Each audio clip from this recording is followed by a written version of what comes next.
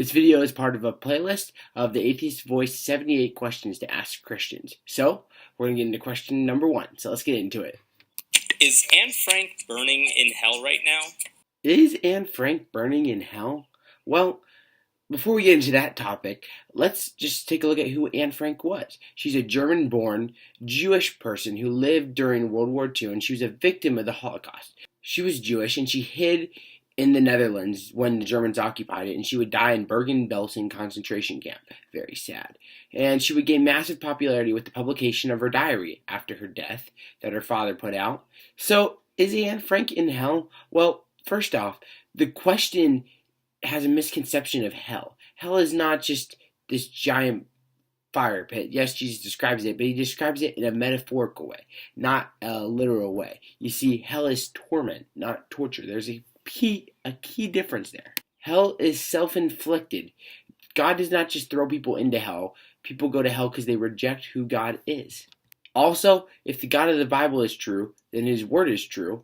So we can see from the Bible that God is just. Job 34:12 says, "Yeah, surely God will not do wickedly, neither will he almighty pervert justice." God is just. He's not just going to throw people into hell because he feels like it. C.S. Lewis beautifully describes the concept of hell in his famous quote in The Great Divorce. He says, "There are only two kinds of people in the end, those who say to God, 'Thy will be done,' and those to whom God says in the end, 'Thy will be done.'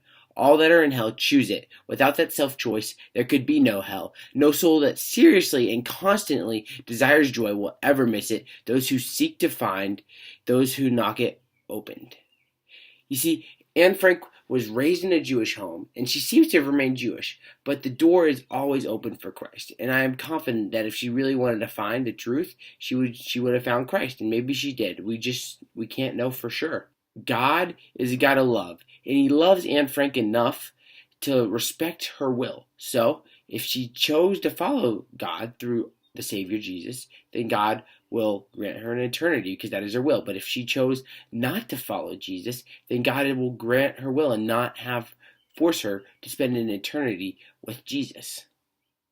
There? So, you like it?